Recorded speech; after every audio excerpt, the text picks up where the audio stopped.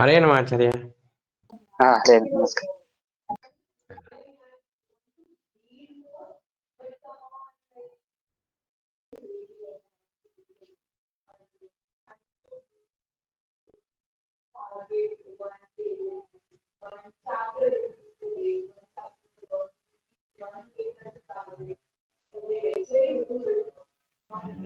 ಒಂದು 2 ನಿಮಿಷ ವೈಟ್ ಮಾಡೋಣ ಆಚಾರ್ಯ. ಗಿರೀಶ್ ಇವತ್ತು ಬರಲ್ಲ, ಅವರು ಮನೇಲಿ ಮೈಸೂರಿಲ್ಲ ಅಂತೇನೋ ಹಾಸ್ಪಿಟಲ್ ಅಡ್ಮಿಟ್ ಆಗಿದ್ದಾರೆ. ಹೌದಾ? ಹೌದು. ಗುರುರಾಜ್ ರಾವ್ ಅವರು ಏನೋ ಬರಲ್ಲ ಅಂತ ಹಾಕಿದ್ದಾರೆ. ಮತ್ತೆ ನಿನ್ನೆ ಹಾಕಿದ್ರು. ಗುರು ಪ್ರಸನ್ನ ಬರ್ತಾನೆ ನೋಡೋಣ ಆಚಾರ್ಯ.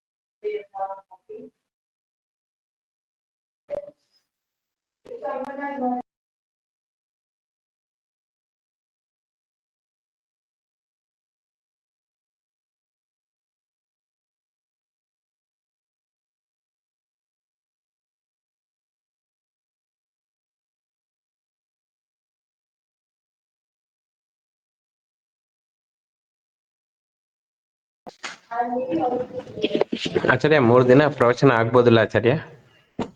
ಅದ 14, 15, 16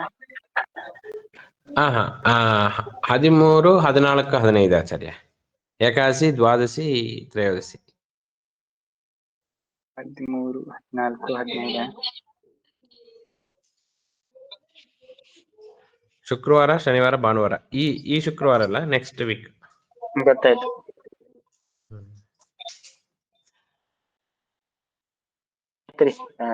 ಏನಿಲ್ಲ, 99.9% ಖಂಡಿತ ಬರ್ತೀನಿ. ಅದು ಏನಿಲ್ಲ, ಮನೆಯದು ಕೆಲಸ ನಡೀತಾ ಇದೆ, ಅದು ಹೇಗಾಗತ್ತೆ ಗೊತ್ತಿಲ್ಲ. ಇನ್ ಕೇಸ್ ಏನಾದ್ರು 1% ನಂಗೆ ಆ ಕಡೆ ಈ ಕಡೆ ಸ್ವಲ್ಪ ತಪ್ಪು ತಿಳ್ಕೊಬೇಡಿ. 99% ಖಂಡಿತ ಬರ್ತೀನಿ, ಏನ್ ತೊಂದ್ರೆ ಇಲ್ಲ. ಸ್ವಲ್ಪ ಅಡ್ಜಸ್ಟ್ ಮಾಡ್ಕೊಂಡ್ ಬರ್ತೀನಿ. ಆಯ್ತು ಆಚಾರ್ಯ.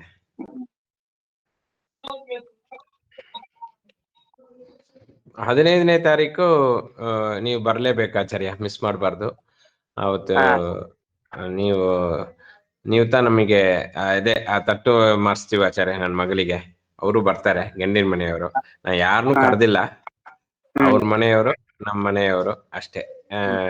ಒಂದು ಜ್ಞಾನ ಯಜ್ಞ ಮಾಡಿ ನಿಮ್ ಮುಂದೆ ಅರ್ಸ್ಬೇಕು ಅಷ್ಟೇ. 13, 14, 15 ಏಕಾದಶಿ, ದ್ವಾದಶಿ, ತ್ರಯೋದಶಿ. ಹೌದಾಚಾರ್ಯ. ಆಯ್ತು.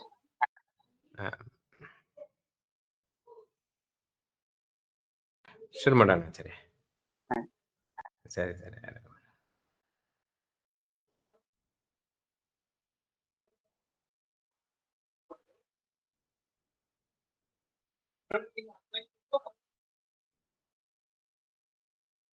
ಗುರುಭ್ಯೋ ನಮಃ. ಗುರುಭ್ಯೋ ನಮಃ. ಶ್ರೀಮದಾನಂದ ತೀರ್ಥ ಭಗವತ್ಪಾದಾಚಾರ್ಯ ಗುರುಭ್ಯೋ ನಮಃ.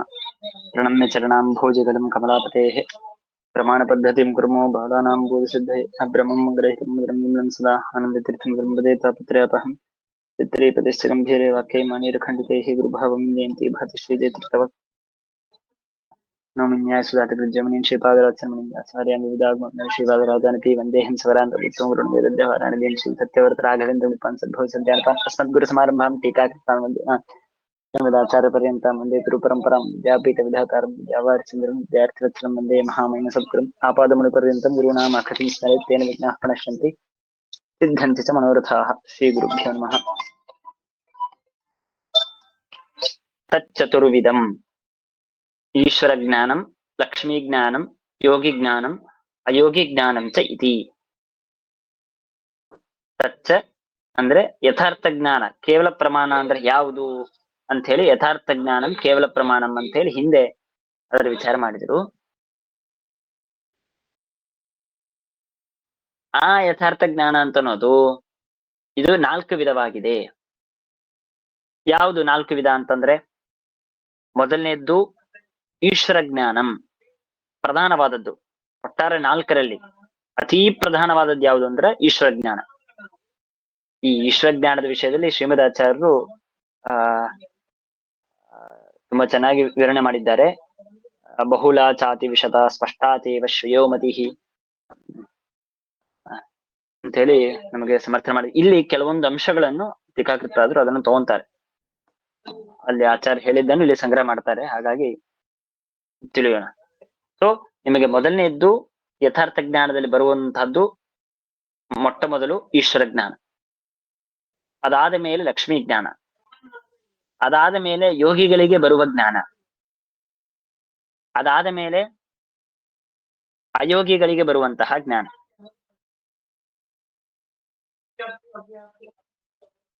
ಹೀಗೆ 4 ತರಹದ ಜ್ಞಾನ. ಅದರಲ್ಲಿ ಮೊದಲನೇದ್ದು ಯಾವುದು? ಈಗ ಏನ್ ಮಾಡ್ತಾರಂದ್ರೆ ಇನ್ ಮುಂದೆ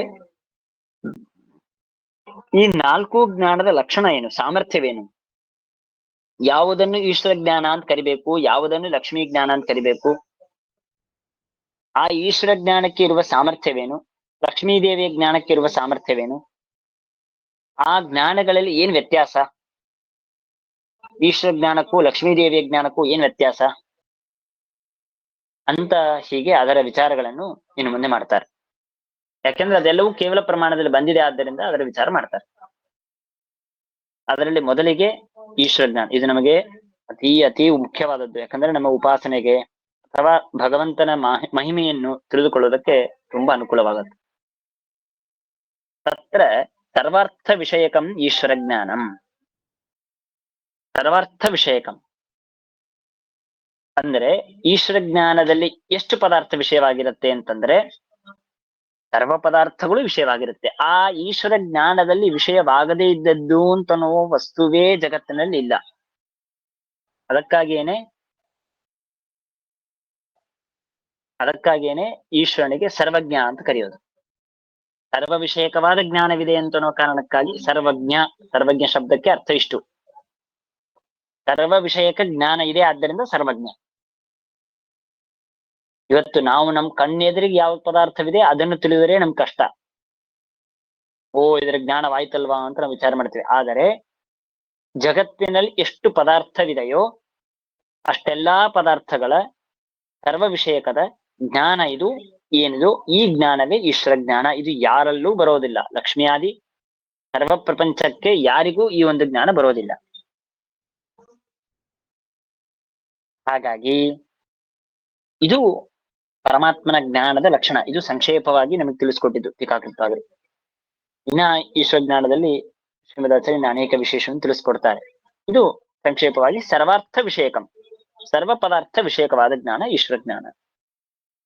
ಇದು ಲಕ್ಷಣವನ್ನು ಹೇಳಿದ ಮೇಲೆ ಆ ಜ್ಞಾನದಲ್ಲಿ ಇರುವಂತಹ ವೈಶಿಷ್ಟ್ಯತೆ, ಮಹಿಮೆ ಏನು ಅದನ್ನು ಇನ್ನು ಮುಂದೆ ವಿಚಾರ ಮಾಡ್ತಾರೆ. ನಿಯಮೇನ ಯಥಾರ್ಥಂ, ಇದು ಬಹಳ ಮುಖ್ಯವಾದದ್ದು. ನಿಯಮೇನ ಯಥಾರ್ಥಂ ಅಂತಂದ್ರೆ, ಒಂದು ಸಲವೂ ಏನೋ ಪಾಪ ಇವತ್ತು ಯಥಾರ್ಥವಾಗಿ ಪಾಪ ಎಲ್ಲಾ ಸರ್ವ ಪದಾರ್ಥವನ್ನು ತಿಳಿದುಕೊಂಡ, ನಾಳೆ ಏನೋ ಅಯಥಾರ್ಥವಾಗಿ ತಿಳಿದುಕೊಳ್ತಾನೆ ಅಂತ ಸರ್ವಥಾ ಇಲ್ಲ. ಪ್ರತಿ ಕ್ಷಣದಲ್ಲೂ ಪ್ರತಿ ದಿನದಲ್ಲೂ ಪರಮಾತ್ಮನಿಗೆ ಸರ್ವ ವಿಷಯಕವಾದ ಸರ್ವ ಪದಾರ್ಥ ವಿಷಯಕವಾದ ಏನೊಂದು ಜ್ಞಾನವಿದೆ, ಅದು ಯಥಾರ್ಥವಾದ ಜ್ಞಾನವೇ. ಅಯಥಾರ್ಥ ಜ್ಞಾನ ಅಂತಲೂ ಇಲ್ಲೇ ಇಲ್ಲ. ನಿಯಮೇನ ಯಥಾರ್ಥಂ, ಇದು ಪರಮಾತ್ಮನ ಜ್ಞಾನದಲ್ಲಿ ಇರುವಂತಹ ದೊಡ್ಡ ವಿಶಿಷ್ಟವಾದಂತಹ ಮಹಿಮೆ. ಆಮೇಲೆ ತತ್ ಸ್ವರೂಪಂ, ತತ್ಸ್ವರೂಪಂ ಅಂತಂದ್ರೆ ಈಶ್ವರನ ಜ್ಞಾನಕ್ಕೂ ಭೇದವಿಲ್ಲ. ಜ್ಞಾನ ಸ್ವರೂಪ ಭಗವಂತ, ಜ್ಞಾನಾನಂದಮಯ. ಹಾಗಾಗಿ ಅವನ ಜ್ಞಾನಕ್ಕೂ ಅವನಿಗೂ ಅಭೇದವಿದೆ. ಇದು ಮತ್ತೊಂದು ಮಹಿಮೆ. ಮೊದಲನೆಯದ್ದು ಸರ್ವಾರ್ಥ ವಿಷಯಕ, ಸರ್ವ ಪದಾರ್ಥವನ್ನು ಗ್ರಹಿಸುವ ಸಾಮರ್ಥ್ಯವಿರುವ ಜ್ಞಾನ. ನಿಯಮೇನ ಯಥಾರ್ಥಂ, ಯಥಾರ್ಥವೇ ಆದಂತಹದ್ದು, ಎಂದೂ ಅಯಥಾರ್ಥವಲ್ಲ. ಇದು ಎರಡನೇದ್ದು. ಆಮೇಲೆ ಮೂರನೇದ್ದು ತತ್ ಸ್ವರೂಪಂ. ಇದು ತುಂಬಾ ಸಂಕ್ಷೇಪವಾಗಿ ಹೇಳ್ತಾ ಇದ್ದಾರೆ ಟೀಕಾಕೃತ್ಪಾದರು. ಇಲ್ಲಿ ಹೇಳೋ ಅಭಿಪ್ರಾಯ ಇಲ್ಲೇ ಇಲ್ಲ, ಕೇವಲ ಪ್ರಮಾಣದಲ್ಲಿ ಬಂದಿದೆ ಅಂತ ಅನ್ನೋ ಕಾರಣಕ್ಕಾಗಿ ಮಧ್ಯದಲ್ಲಿ ಪರಮಾತ್ಮನ ಲಕ್ಷ್ಮಿಯಾದಿ ದೇವತೆಗಳ ಮಹಿಮೆ ಹೇಳೋದಕ್ಕಾಗಿ ಒಂದೊಂದು ಚುಟಿಕೆ ಮಾತಿನಲ್ಲಿ ಒಂದೊಂದನ್ನು ಹೇಳ್ತಾ ಬರ್ತಾ ಇದ್ದಾರೆ. ಹಾಗಾಗಿ ತತ್ಸ್ವರೂಪಂ ಅಂತಂದ್ರೆ ಆ ಪರಮಾತ್ಮನಿಗೂ ಆ ಜ್ಞಾನಕ್ಕೂ ಅಭೇದವಿದೆ. ಯಾಕೆ? ಜ್ಞಾನಾನಂದ ಸ್ವರೂಪನಾಗಿದ್ದಾನೆ. ಹಾಗಾಗಿ ಪರಮಾತ್ಮನಿಗೂ ಪರಮಾತ್ಮನ ಜ್ಞಾನಕ್ಕೂ ಅಭೇದವಿದೆ. ಆಮೇಲೆ ಅನಾದಿನಿತ್ಯಂ. ಅನಾದಿನಿತ್ಯಂ ಅಂತಂದ್ರೆ ಏನೋ ಇವತ್ತು ನಾನೊಂದು ಪದಾರ್ಥ ನೋಡಿದ್ದಕ್ಕೆ ಈ ಜ್ಞಾನ ಹುಟ್ಟಿತು, ಈ ಪದಾರ್ಥ ನೋಡಿಲ್ಲ ಅಂದ್ರೆ ಜ್ಞಾನ ಹುಟ್ಟೋದಿಲ್ಲ ಅಂತ ಸರ್ವತಾ ಇಲ್ಲ. ಅನಾದ್ಯನಂತ ಕಾಲದಲ್ಲೂ ಕೂಡ ಸರ್ವ ಪದಾರ್ಥ ವಿಷಯಕವಾದ ಜ್ಞಾನ ಪರಮಾತ್ಮನಿಗೆ ಬರುತ್ತೆ. ಹಾಗಾಗಿ ಆ ಜ್ಞಾನಕ್ಕೆ ಹುಟ್ಟು ಸಾವು ಇಲ್ಲ, ಜನ್ಮ ಮರಣವಿಲ್ಲ.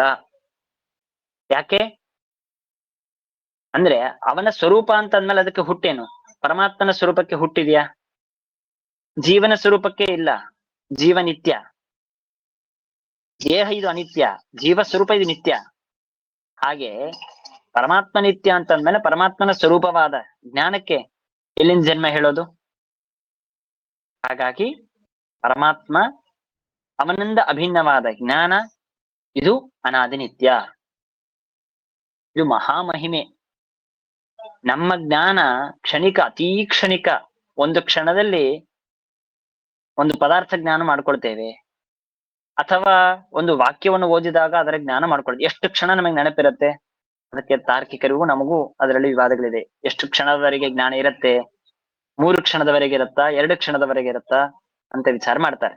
ಅಷ್ಟು ಕ್ಷಣಿಕವಾಗಿ ನಮಗೆ ಜ್ಞಾನ ಸಾಮರ್ಥ್ಯ ಇರುತ್ತೆ. ಎಷ್ಟು ದಿನ ನೆನಪಿರುತ್ತೋ ಇರುತ್ತೆ, ಮರ್ತು ಹೋಗುತ್ತೆ. ಅನುಭವವೇ ಎಷ್ಟು ಕಾಲದವರೆಗೆ ಇರುತ್ತೆ, ಅದು ನಮಗಿರುವಂತಹ ವ್ಯವಸ್ಥೆಗಳು. ಹಾಗೆ ಪರಮಾತ್ಮನ ಜ್ಞಾನ, ಪರಮಾತ್ಮನ ಸ್ವರೂಪ ಅದು ನೇಮೇನ ಯಥಾರ್ಥವಾಗಿದೆ ಹಾಗೂ ಅನಾದಿನಿತ್ಯವಾಗಿದೆ. ಅನಾದ್ಯನಂತ ಕಾಲದಲ್ಲಿ ಹಾಗೇ ಇದೆ. ಆಮೇಲೆ ಸ್ವತಂತ್ರಂ ಅಂದ್ರೆ ದೇವರು ಸ್ವತಂತ್ರ ಆಗೋದಲ್ಲ. ಪರಮ ದೇವರು ಮಮ ಸ್ವಾಮಿ ಹರಿನಿತ್ಯಂ ಸರ್ವಸ್ವ ದೇವರು ಸ್ವತಂತ್ರ, ಕರುಣಾಮಯ, ಕರುಣಾಮೂರ್ತಿ ಅಷ್ಟೇ ಅಲ್ಲ, ದೇವರ ಜ್ಞಾನ ಇದು ಸ್ವತಂತ್ರ. ಅಂದ್ರೆ ಏನು? ಜ್ಞಾನ ಇದು ಸ್ವತಂತ್ರ ಅಂತನೋ ಶಬ್ದಕ್ಕೆ ಅಭಿಪ್ರಾಯವೇನು? ಇದನ್ನ ನಾವು ಸ್ವಲ್ಪ ತಿಳ್ಕೊಳ್ಬೇಕು. ಏನಂದ್ರೆ ಸ್ವತಂತ್ರ ಅಂತನೋ ಶಬ್ದಕ್ಕೆ ಅರ್ಥವೇನು? ಪರತಂತ್ರ ಅಂತನೋ ಶಬ್ದಕ್ಕೆ ಅರ್ಥವೇನು? ಅಂದ್ರೆ ಯದ್ಯಪಿ ವಾಕ್ಯ ಇಲ್ಲಿ ನಮಗೆ ಮುಂದೆ ಹೋಗೋದಿಲ್ಲ, ಈ ವಿಷಯ ಸ್ವತಂತ್ರ ಪರತಂತ್ರ ಅಂತನೂ ನಾವು ತಿಳಿದುಕೊಳ್ಬೇಕು. ಮುಖ್ಯವಾದ ಪ್ರಮೇಯ ಅದು. ಅದ್ರ ಬಗ್ಗೆ 1-2 ನಿಮಿಷ ಹೇಳ್ತೇನೆ. ನಾನು ಪರತಂತ್ರ. ಪರತಂತ್ರ ಅಂದ್ರೆ ಸ್ವಸತ್ತ ಪ್ರತೀತಿ ಪ್ರವೃತ್ತಿಯಾದು ಪರ ಸಾಪೇಕ್ಷತ್ವಂ ಪರತಂತ್ರತ್ವಂ. ಇದು ಪರತಂತ್ರ ಅಂತನೋ ಶಬ್ದಕ್ಕೆ ಅಭಿಪ್ರಾಯ. ಅಂದ್ರೆ ಏನು? ಸ್ವಸತ್ತ, ಪ್ರತೀತಿ, ಪ್ರವೃತ್ತಿ 3. ಒಂದು ಸತ್ತ, ಇನ್ನೊಂದು ಪ್ರತೀತಿ, ಇನ್ನೊಂದು ಪ್ರವೃತ್ತಿ. ಸತ್ತ ಅಂದ್ರೆ ಇರುವಿಕೆ, ಇರೋದು, ನಾನು ಇಲ್ಲಿ ಇರೋದು, ನಿಲ್ಲೋದು, ನನ್ನ ಅಸ್ತಿತ್ವ, ಅದನ್ನೇ ಸತ್ತ ಅಂತ ಕರೀತಾರೆ. ನಾನು ಭಗವಂತನ ಅಪೇಕ್ಷೆ ಇಲ್ಲದೇನೆ, ಅಥವಾ ನಾನು ನಿಲ್ಲೋದಕ್ಕೆ ಭೂಮಿ ಬೇಕಾಗಿದೆ, ಭೂಮಿಯ ಅಪೇಕ್ಷೆ ಇಲ್ಲದೇನೆ ಆಕಾಶ ಮೇಲೆ ನಾನು ನಿಲ್ಲೋದಕ್ಕೆ ಸಾಧ್ಯವಾ? ನನ್ನ ಸತ್ತ ಅಸ್ತಿತ್ವ ಬರೋದಕ್ಕೆ ಸಾಧ್ಯವಾ? ಇದು ಬರೀ ನಿಲ್ಲೋದಕ್ಕೆ ನಾ ಮಾತಾಡ್ತಾ ಇದ್ದೇನೆ. ನಮ್ಮ ಸತ್ತ ಅಂದ್ರೆ ಒಟ್ಟಾರೆ ನಾವು ಈ ಜೀವ ಎಷ್ಟು ದೇಹವನ್ನು ಪಡೆಯಬೇಕು, ಯಾವ ದೇಹದಲ್ಲಿ ಪಡೆಯಬೇಕು, ಎಲ್ಲಿ ಇರಬೇಕು, ಹೇಗಿರಬೇಕು, ಹೀಗೆ ಇದಕ್ಕೆಲ್ಲದಕ್ಕೂ ಸತ್ತ ಅಂತ ಕರೀತಾರೆ. ಸೊ ಈ ಸತ್ತ ನನಗೆ ಬರಬೇಕು ಅಂದ್ರೆ ಪರಮಾತ್ಮನ ಅನುಗ್ರಹದಿಂದಲೇನೆ, ಭಗವದ್ ಅಧೀನವಾಗಿಯೇನೆ ನನಗೆ ಬರಬೇಕು. ಸೊ ಭಗವಂತಿಲ್ಲದೇನೆ ನನ್ನ ಸತ್ತ ಇಲ್ಲ. ಕನ್ನಡದಲ್ಲಿ ಹೇಳ್ತಾರೆ ನೋಡ್ರಿ, ಏನು ಇವನಿಗೆ ಸತ್ತಾನೇ ಇಲ್ಲ ಅಂದ್ರೆ ಅವನಿಗೆ ಟ್ಯಾಲೆಂಟ್ ಇಲ್ಲ, ಆ ವಿಷಯದಲ್ಲಿ ಪ್ರವೇಶವಿಲ್ಲ, ಉಪಯೋಗವಿಲ್ಲ ಅವನು ಹಾಗೆ ಬೈಯೋದಕ್ಕೆ ಬಳಸ್ತಾರೆ. ನಿಜವಾಗ್ಲೂ ಸತ್ತ ಇಲ್ಲ ಅಂತ ಶಬ್ದಕ್ಕೆ ಅಭಿಪ್ರಾಯ ದೇವರಿಲ್ಲದೇನೆ ಯಾರ ಅಸ್ತಿತ್ವವೂ ಇಲ್ಲ, ಇದು ಸತ್ತ. ಇನ್ನ ಎರಡನೇದ್ದು ಪ್ರತೀತಿ. ಪ್ರತೀತಿ ಅಂತಂದ್ರೆ ಜ್ಞಾನ. ಭಗವಂತನ ಅನುಗ್ರಹ ಇಲ್ಲದೇನೆ, ಅವನು ಇಚ್ಛೆ ಮಾಡದೆ ಹೋದರೆ ಯಾವ ಜೀವರಿಗೂ ಜ್ಞಾನ ಹುಟ್ಟೋದಕ್ ಸಾಧ್ಯವೇ ಇಲ್ಲ. ಜ್ಞಾನ ಇಲ್ಲದೇನೆ ಯಾವ ಕಾರ್ಯ ಆಗತ್ತೆ? ಏನೇ ಕಾರ್ಯ ಆಗಬೇಕು ಅಂದರೂ, ಊಟ ಮಾಡ್ಬೇಕು ಅಂದ್ರೂ ಜ್ಞಾನ ಬೇಕು. ಬರೀ ಜ್ಞಾನ ಜ್ಞಾನ ಅಂತ ಅನ್ನೋ ಶಬ್ದಕ್ಕೆ ಏನೋ ಶಾಸ್ತ್ರಜ್ಞಾನ ಅಂತ ಅಷ್ಟೇ ಅಲ್ಲ, ಮಾಹಿತಿ, ಪರಿಚಯ.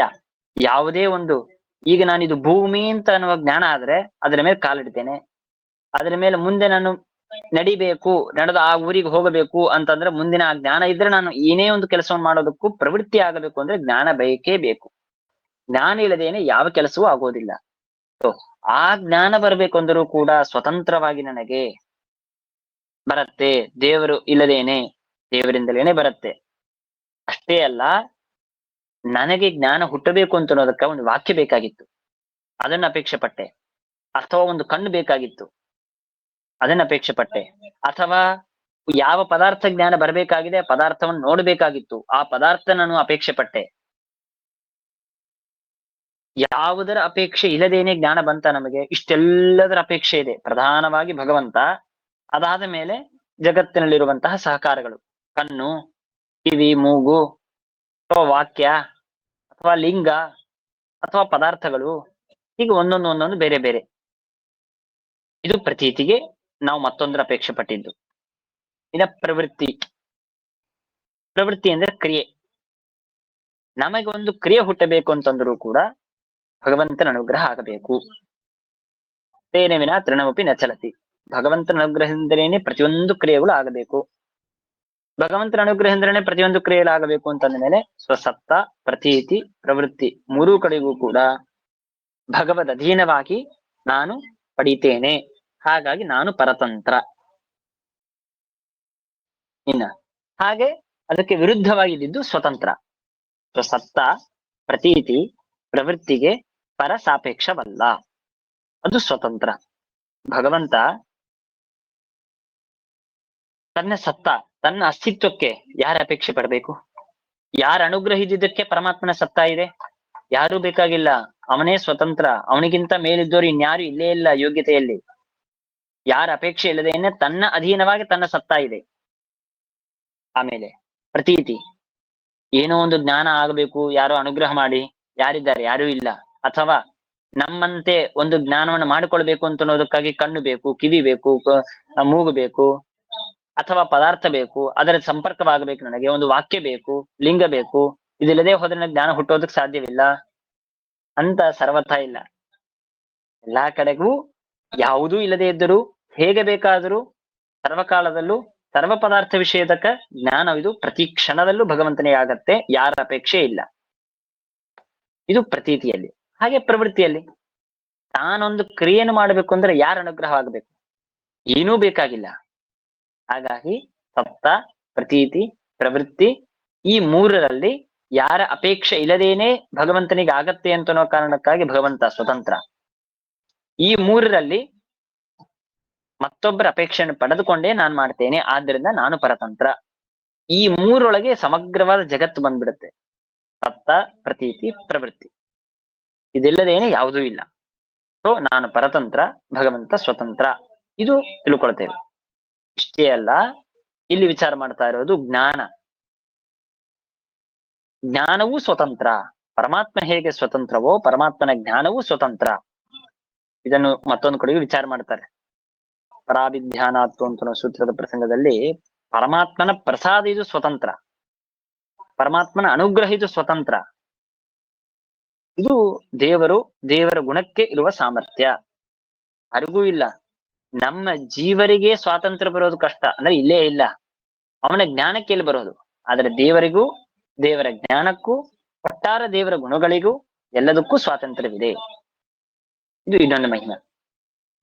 ಇದಾದ ಮೇಲೆ ನಿರತಿಶಯ ಸ್ಪಷ್ಟಂಚ. ನಿರತಿಶಯ ಸ್ಪಷ್ಟ ಅಂತಂದ್ರೆ, ಸ್ಪಷ್ಟ ಅಂತಂದ್ರೆ ಅತಿ ಸ್ಪಷ್ಟ ಅಂದ್ರೆ ಅದರ ವಿಷಯಕವಾಗಿ ಏನೂ ಸಂಶಯವಿಲ್ಲ. ಸ್ಪಷ್ಟವಾಗಿ ಕೆಲವರು ಇರ್ತಾರೆ, ಕಣ್ಣು ದೋಷ ಇರತ್ತೆ, ಆ ಪದಾರ್ಥವ ಜ್ಞಾನವಾಗತ್ತೆ, ಆದ್ರೆ ಸರಿಯಾಗಿ ಜ್ಞಾನವಾಗಿರೋದಿಲ್ಲ, ಅಸ್ಪಷ್ಟವಾಗಿ ಜ್ಞಾನವಾಗತ್ತೆ. ಕಣ್ಣು ಚೆನ್ನಾಗಿದ್ದವ್ರು ಇರ್ತಾರೆ, ಅವರು ಒಂದು ಪದಾರ್ಥ ಜ್ಞಾನ ಮಾಡ್ಕೊಳ್ತಾರೆ, ಅವರು ಸ್ಪಷ್ಟವಾಗಿ ಅದರ ಸರಿಯಾದ ಮಾಹಿತಿಯನ್ನು ತಿಳ್ಕೊಳ್ತಾರೆ. ಸ್ಪಷ್ಟ ಅಸ್ಪಷ್ಟ ಅಷ್ಟೇ ಅಲ್ಲ, ಅತಿಶಯ ಸ್ಪಷ್ಟ, ತುಂಬಾ ಅದರಲ್ಲೂ ಸೂಕ್ಷ್ಮ ದೃಷ್ಟಿ ಅಂತಾರೆ ನೋಡ್ರಿ, ದಿವ್ಯ ದೃಷ್ಟಿ ಗೋಚರ ಅಂತಾರೆ.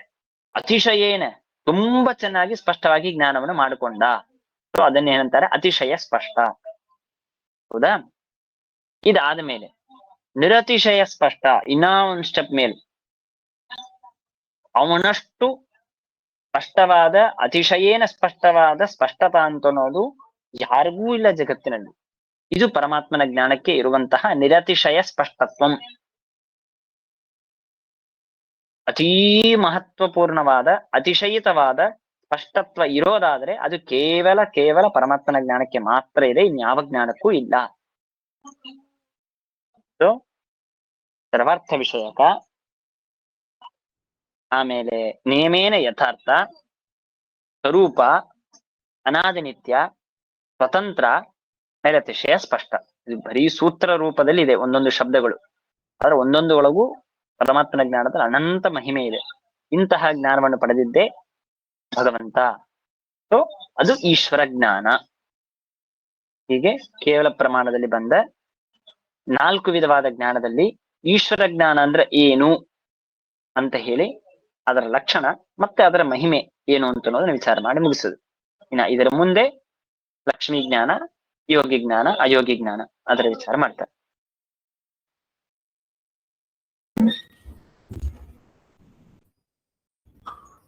ಆಯ್ತಲ್ಲ, ಮತ್ತೆ ನಾವು ಮುಂದಿನ ನಾಳೆ ಮಾಡೋಣ. ಅದೇ ನಿರತಿಶಯ ಎಂಬುದು ದೋಷ ಇಲ್ಲ ಅಂತ ಹೇಳ್ದು ಹಂಗನ ಅರ್ಥ ಮಾಡಿಕ್ ಬಂದಲ್ಲ. ಪರಮಾತ್ಮನಿಗೆ ಜ್ಞಾನ ದೋಷವೇ ಇಲ್ಲ, ಒಂದೇ ಲೈನ್ ಹೇಳಿ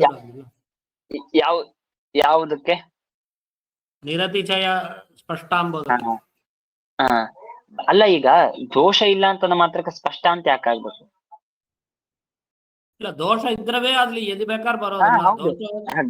ದೋಷ ಇದ್ರೆ ಬರತ್ತೆ, ಅದರಲ್ಲಿ ಬರೀ ಸ್ಪಷ್ಟತ್ವ ಅಂತ ಅಷ್ಟೇ. ನನ್ ಜ್ಞಾನವು, ನಾನು ಒಂದು ಪದಾರ್ಥ ಕಣ್ಣಿಂದ ನೋಡಿದೆ, ಸರಿಯಾಗಿ ಜ್ಞಾನ ಮಾಡ್ಕೊಂಡೆ, ಅದು ಸ್ಪಷ್ಟ ಆಯ್ತಲ್ವಾ? ಹಾಗಾದ್ರೆ ನನ್ ಜ್ಞಾನಕ್ಕೂ ದೇವರ ಜ್ಞಾನಕ್ಕೂ ವ್ಯತ್ಯಾಸ ಏನಂತ?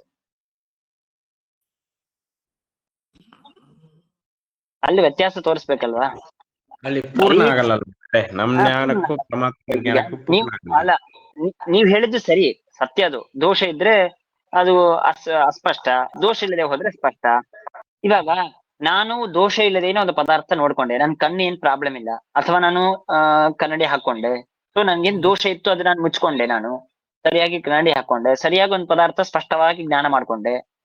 ಕಣ್ ತೊಂದರೆ ಇಲ್ಲದೆ ಇದ್ದವ್ರು ಕಣ್ಣಿಂದ ನೋಡಿ ತಾವು ಸ್ಪಷ್ಟವಾಗಿ ಜ್ಞಾನ ಮಾಡ್ಕೊಂಡ್ರು. ಹಾಗಾದ್ರೆ ಆ ಸ್ಪಷ್ಟತ್ವಕ್ಕೂ ಪರಮಾತ್ಮನ ಜ್ಞಾನಕ್ಕೆ ಸ್ಪಷ್ಟತ್ವಕ್ಕೂ ಏನ್ ವ್ಯತ್ಯಾಸ ಇಲ್ವಾ? ಆಗ ಅಲ್ಲಿ ಏನೋ ಒಂದು ವಿಶೇಷ ಹೇಳ್ಬೇಕು ನಾವು. ಆ ಸ್ಪಷ್ಟತಾ ಅಂದ್ರೆ ಏನು, ಈ ಸ್ಪಷ್ಟತಾ ಅಂದ್ರೆ ಏನು, ಇದು ಏನ್ ಲೆವೆಲ್ ಕ್ವಾಲಿಟಿ ಅಂತ ಇಷ್ಟ, ಎಷ್ಟು ಕ್ವಾಲಿಟಿ ಅಭಿಪ್ರಾಯ. ಈಗ ಉದಾಹರಣೆಗೆ ನಾವೊಂದು ವಾಕ್ಯವನ್ನು ಓದ್ತೇವೆ, ನಾವು ಹೇಗೆ ಸ್ಪಷ್ಟವಾಗಿ ಜ್ಞಾನ ಮಾಡ್ಕೊಳ್ತೇವೆ, ಮಹಾನುಭಾವರು ಅದೇ ವಾಕ್ಯ, ಬೇರೆ ವಾಕ್ಯ ಅಲ್ಲ, ಅದೇ ವಾಕ್ಯವನ್ನು ಎಷ್ಟು ಚೆನ್ನಾಗಿ ಜ್ಞಾನ ಮಾಡ್ಕೊಳ್ತಾರೆ. ನನಗೂ ದೋಷ ಏನಿಲ್ಲ, ನನ್ನ ಯೋಗ್ಯತೆ ಅಷ್ಟೇ ಇತ್ತು, ನಾನು ಅಷ್ಟೇ ಅರ್ಥ ಮಾಡ್ಕೊಂಡೆ, ಏನ್ ನಂಗೆ ದೋಷ ಇಲ್ಲ, ಇಲ್ಲೂ ದೋಷ ಇಲ್ಲ, ಮಹಾನುಭಾವರಿಗಂತೂ ದೋಷ ಇಲ್ಲೇ ಇಲ್ಲ. ಆದ್ರೆ ಅವ್ರಿಗೆ ಯಾಕೆ ಅಷ್ಟು ಜ್ಞಾನ, ನನಗೆ ಯಾಕೆ ಇಷ್ಟೇ ಜ್ಞಾನ? ಅದು ಸ್ಪಷ್ಟತ್ವದಲ್ಲಿ ತಾರತಮ್ಯದಲ್ಲಿ ವ್ಯತ್ಯಾಸವಿದೆ. ಆದ್ರಿಂದ ಅವರು ಅತಿಶಯಿತವಾದ ಸ್ಪಷ್ಟತ್ವವನ್ನು ಪಡೆದ್ರು, ನಾನು ನನ್ನ ಯೋಗ್ಯತಾನುಸಾರವಾದ ಸ್ಪಷ್ಟತ್ವವನ್ನು ಪಡೆದೆ, ನಾನು ಅಷ್ಟೇ.